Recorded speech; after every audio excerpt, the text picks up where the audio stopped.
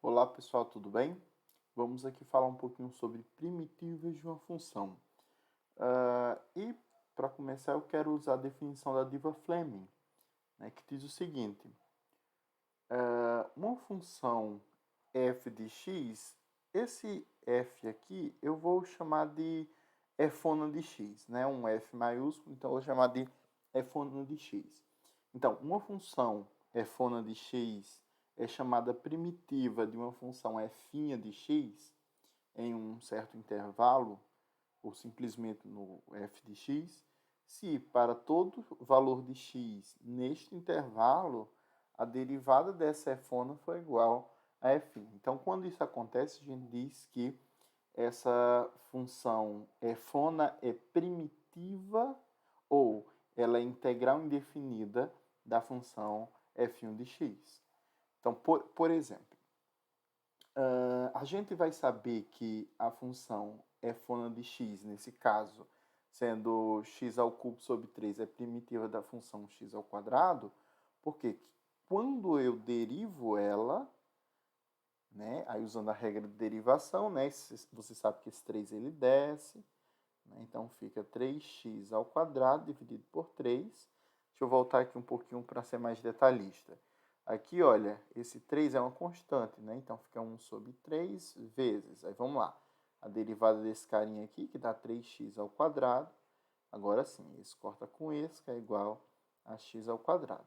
Então o que, que a gente conclui? A gente conclui que essa fona é primitiva dessa f'.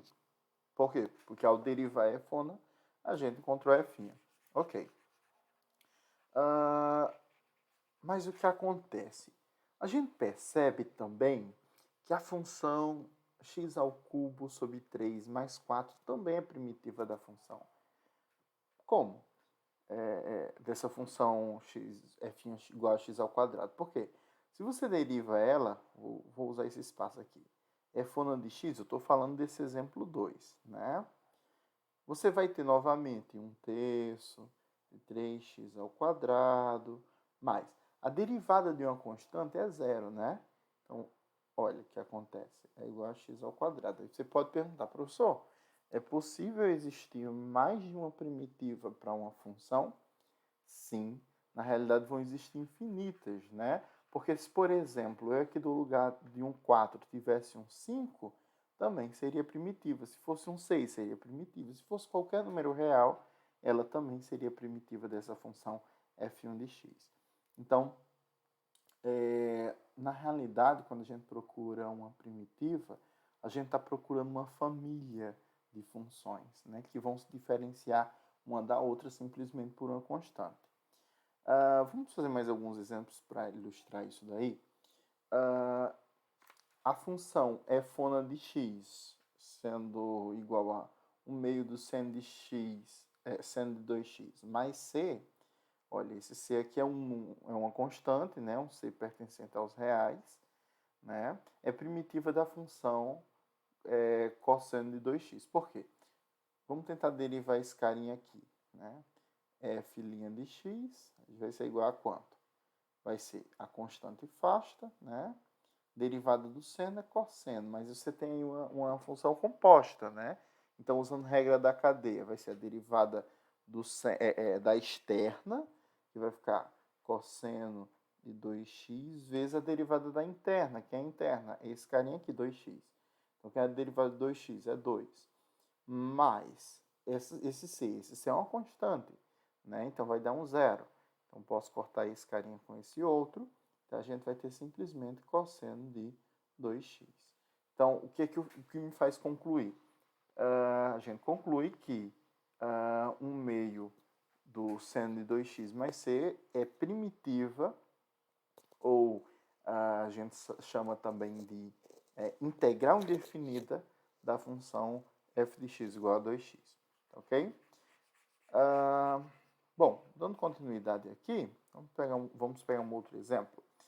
E quando eu tenho uma função, por exemplo, fona de x igual a 1 sobre 2x ao quadrado, né?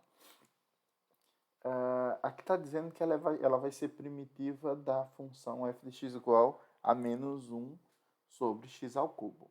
Vou repetir, toda vez que eu quero descobrir se Fona é primitiva da F', basta derivar Fona e ver se dá igual a F'. Lógico que a gente vai aprender mecanismos mais rápidos de verificar isso, porque vai que seja dada apenas essa daqui, né? Encontre a primitiva de F', que inclusive na primeira e na segunda unidade, basicamente é isso que a gente vai fazer, né? Então a gente vai aprender a desenvolver técnicas para fazer esses procedimentos, mas por enquanto a maneira que a gente consegue testar esses procedimentos é derivando a Fona de x, né? Mas antes de derivar ela, eu acho interessante a gente manipular um pouco. Como assim? Olha, a Fona de x ela pode ser reescrita como 1 meio de x elevado a menos 2, né?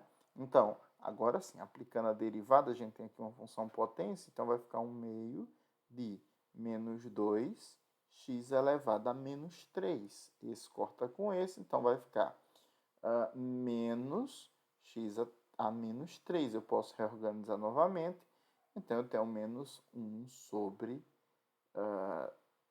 x a terceira. Ok. Então, a gente de fato sabe que essa daqui é primitiva da função f1 de x.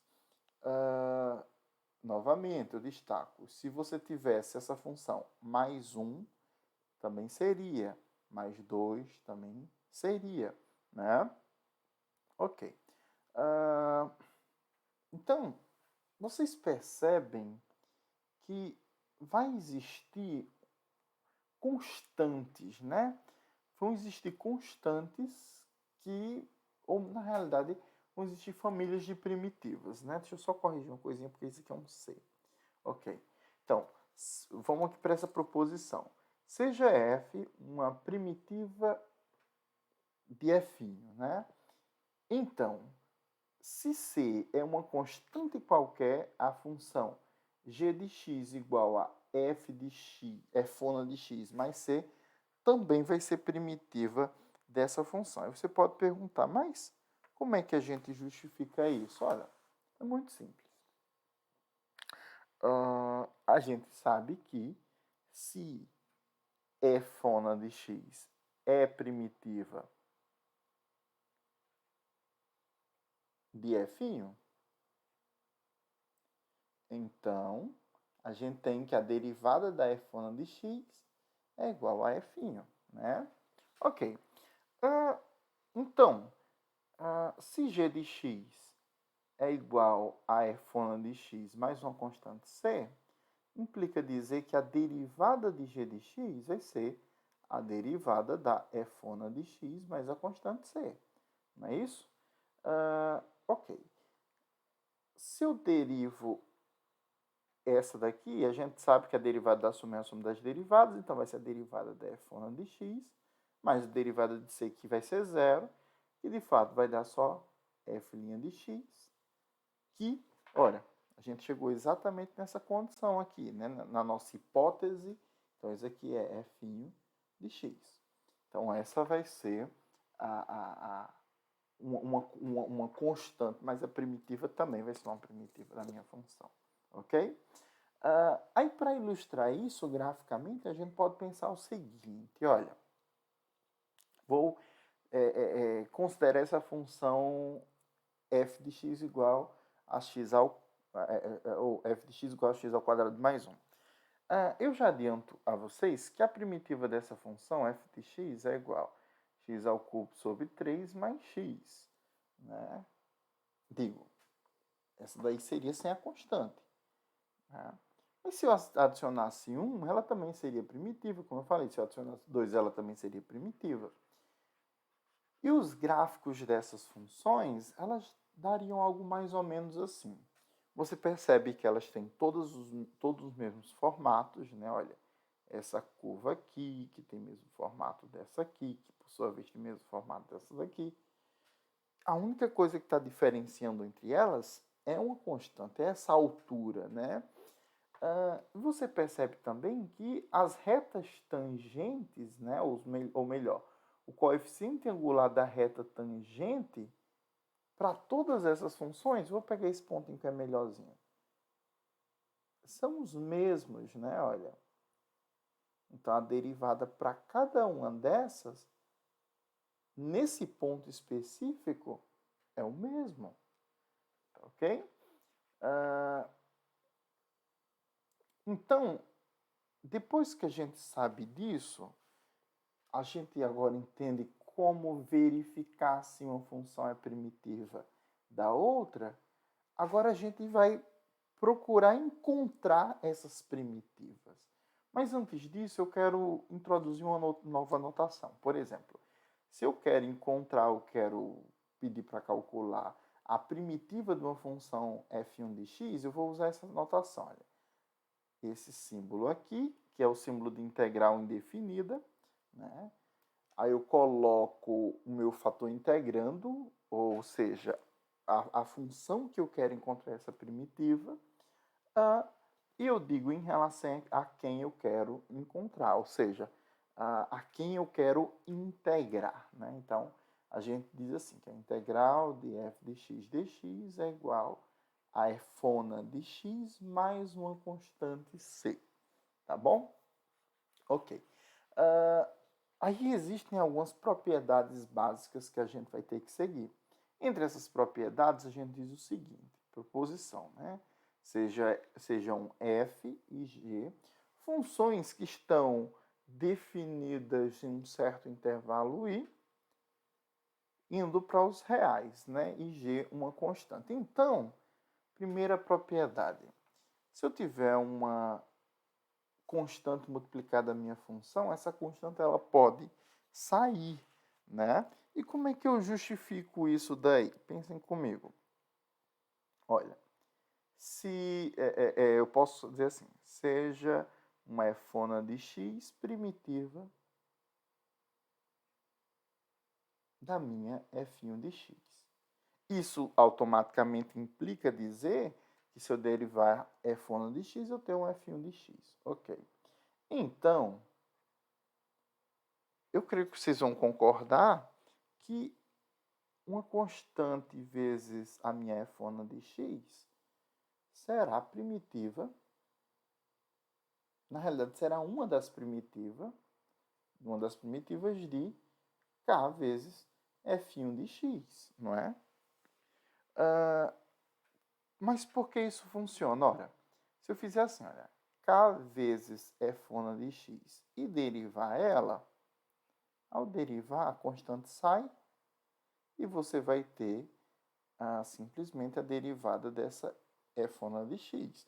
Mas eu sei que a derivada de fona de x é f1 de x. Então, eu tenho aqui k vezes f de x, tá certo? Logo, a gente pode concordar ou acreditar o seguinte. Se eu calculo a integral indefinida de k vezes f1 de x em relação a dx, isso aqui vai ser quem? Vai ser k vezes fona de x mais uma constante. A gente viu que ao calcular as primitivas de uma função, a gente consegue gerar uma família, né, que se diferenciam através dessa constante. Mas eu posso pensar que essa constante ela também pode ser escrita como um múltiplo de k, né? Como assim um múltiplo? Múltiplo não é uma palavra interessante porque ele não precisa ser um número inteiro, né? Mas eu posso escrever assim, olha, k vezes fão de x mais k vezes c1, no qual c vai ser igual a k vezes c1, né? Aí eu evidencio esse k vezes fão de x mais c. E eu sei o seguinte, eu sei que isso daqui vai ser exatamente quem? Vai ser k vezes a integral da minha f1 de x dx. Então, dessa forma, eu garanto que a minha constante ela pode sair dessa integração. Ok? A segunda propriedade muito interessante, porque essa segunda, né, que diz o seguinte, que a integral da soma é a soma das integrais. Ela vai garantir, junto com a primeira, a característica de linearidade das minhas integrais. Né?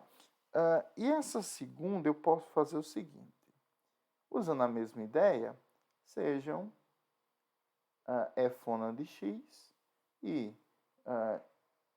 g' de x, né? Primitivas das funções primitivas de f' de x e g' de x. Lembrando, se eu derivo f' de x, eu vou ter f' de x. Se eu derivo g' de x, eu vou ter g' de x, tá bom? Então, quer dizer o seguinte, a soma, então, f' de x mais g' de x é primitiva. Na realidade, é uma das primitivas de f' de x mais g' de x. E como é que eu consigo garantir isso? Ora, se eu derivar f' de x mais g' de x, pelas propriedades de derivação, a gente sabe que a derivada da soma é a soma das derivadas, né? Isso vai dar f' de x, f' de x mais g' de x. Ou seja, isso aqui vai ser f' de x mais g' de x, pelas definições que até agora a gente apresentou. E mais do que isso, eu posso garantir pelo seguinte fato, olha, a integral de f' de x mais g' de x, dx, se eu supor que venha a ser igual a minha f' de x mais a minha g de x mais uma constante, eu posso pegar e fazer o seguinte. Eu posso reescrever essa constante da seguinte maneira. Olha. Repita que é f' de x mais g' de x, né? Mas eu faço assim, C1 mais C2, no qual C1 e C2 é igual ao C. Eu posso reorganizar isso daí e faço o seguinte, eu posso dizer que isso aqui é f de x mais C1, né? Mais g de x mais C2.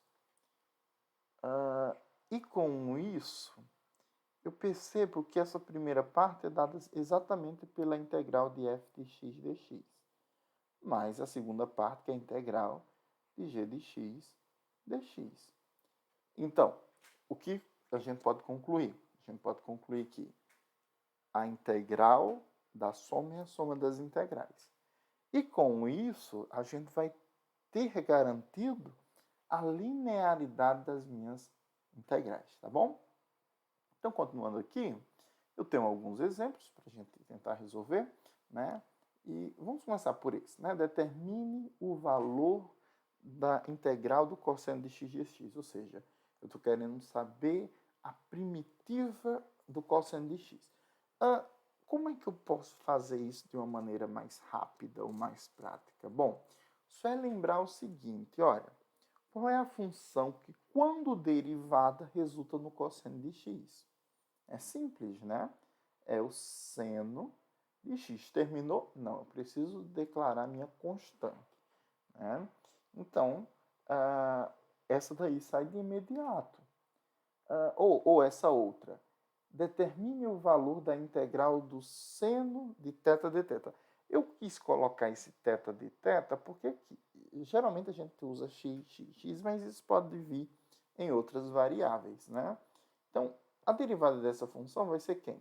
Vai ser menos o cosseno de θ mais uma constante. Por quê? Porque quando eu derivo o cosseno, vai dar menos seno. Aí vai ter um joguinho do sinal, então a gente descobre que menos cosseno de θ mais uma constante c vai ser primitiva do seno de θ. Ok. Aqui tem uma outra, né? Determina o valor da integral da primitiva de e elevado a t dt. Né? Qual é a função que, quando eu derivo, resulta elevado a t? Ora, é o próprio e elevado a t, mais uma constante de integração c.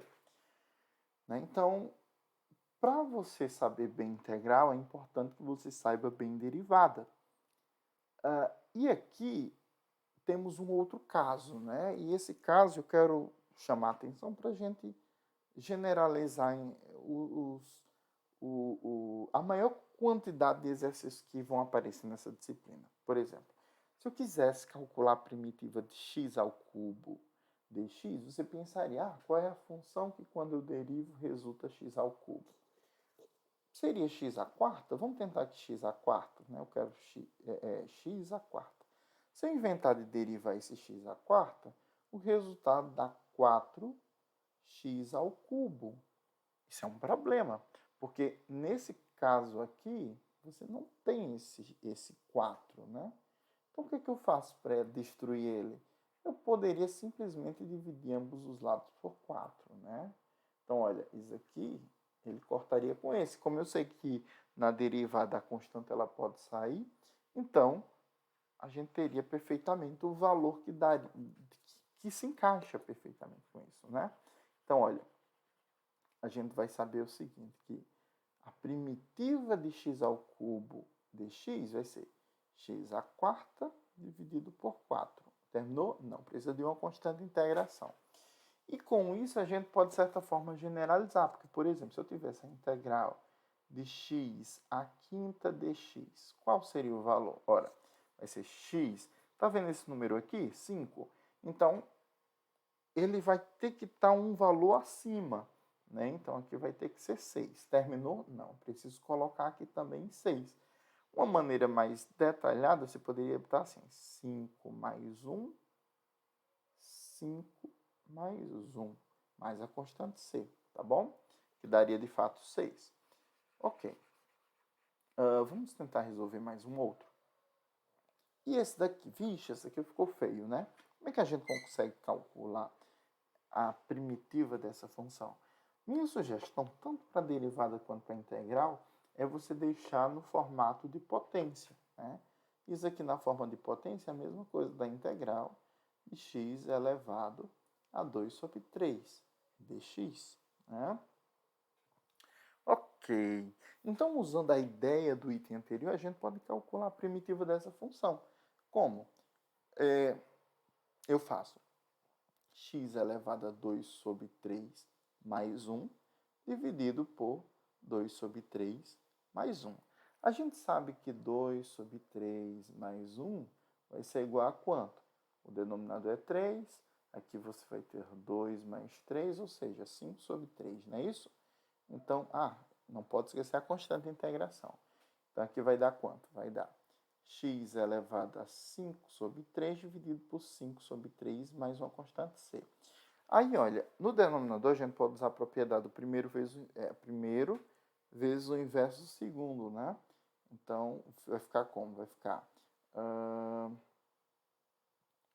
3 sobre 5, x elevado a 5 sobre 3 mais uma constante c.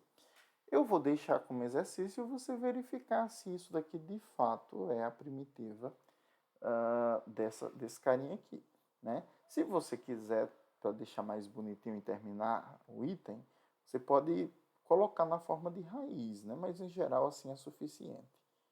3 sobre 5, raiz cúbica de x elevado a 5 mais uma constante de integração c, tá bom? Ok, só para finalizar, mais um exercício. A integral, a primitiva de dt sobre raiz de t. Como é que eu faço? Primeira coisa, coloque na forma de potência, né? Então, isso aqui é a mesma coisa de dt elevado a dividido por t elevado a 1 meio, que por sua vez é a mesma coisa da integral de t elevado a menos 1 meio dt. Pronto, agora foi, né? E esse resultado vai ser quanto? Isso aqui vai ser t elevado a menos 1 meio mais 1 dividido por menos 1 meio mais 1, mais uma constante de integração c. Ou seja, eu vou colocar aqui nesse espaço para não ficar tão apertado.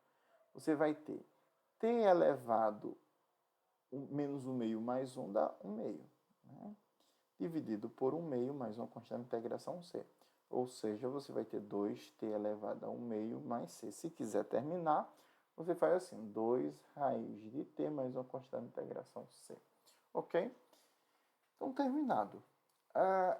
Aí, eu quero chamar a atenção para 90% dos casos, né? Em geral, os exercícios vão cair algo do tipo. Né? Aqui, olha, se você tiver a integral de u, no caso, o resultado vai ser u mais c. A integral de du sobre u, o resultado vai ser ln de u, mais uma constante c. Isso aqui foi o que a gente discutiu também, né? A integral de u elevado a alfa du é igual a u elevado a alfa mais 1 dividido por alfa mais 1. Eu estou usando u, mas poderia ser x, né? A integral de dx é igual a x mais c. A integral de du, ou x, né? Dx dividido por x é igual ao ln do módulo de x, mais uma constante c. Só uma observação. Isso aqui tanto poderia ser escrito dessa maneira como 1 sobre x vezes dx. Mas não importa a notação. Aqui esse outro, integral de x elevado a um certo n dx é igual a x elevado a n mais 1 dividido por n mais 1, mais uma constante de integração c. Tá bom? Então, a integral da exponencial é a própria exponencial, mais uma constante de integração c. Aí a do seno e cosseno, a gente pode usar um recurso bem interessante, que é o seguinte, olha. Eu sei que no eixo x a gente tem associado ao cosseno e ao eixo y a gente tem associado ao seno, né? Aqui vai ser menos cosseno, aqui menos seno.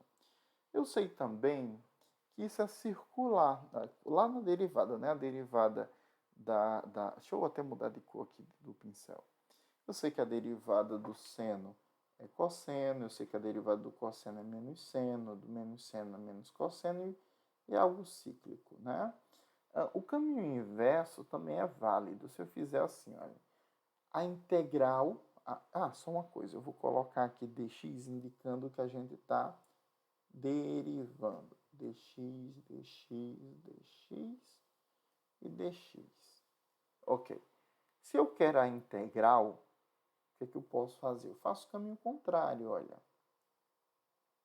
A integral do cosseno é seno, a integral do seno é menos cosseno, a integral de menos cosseno vai ser menos seno, a integral de menos seno vai ser o cosseno, tá bom? Ok. Então, aqui a gente tem alguns exercícios, eu recomendo que você pare o vídeo, né? A gente já tem todas as ferramentas, você para o vídeo, tenta resolver e a gente continua daqui a pouco. Parou o vídeo? Então vamos lá. Vamos tentar resolver esse exercício aqui. A gente já viu que a integral da soma é a soma das integrais, não é isso? Então a gente vai ter assim, olha, essa integral pode ser dividida em três pedaços. 3x ao quadrado mais... eu esqueci do dx, né?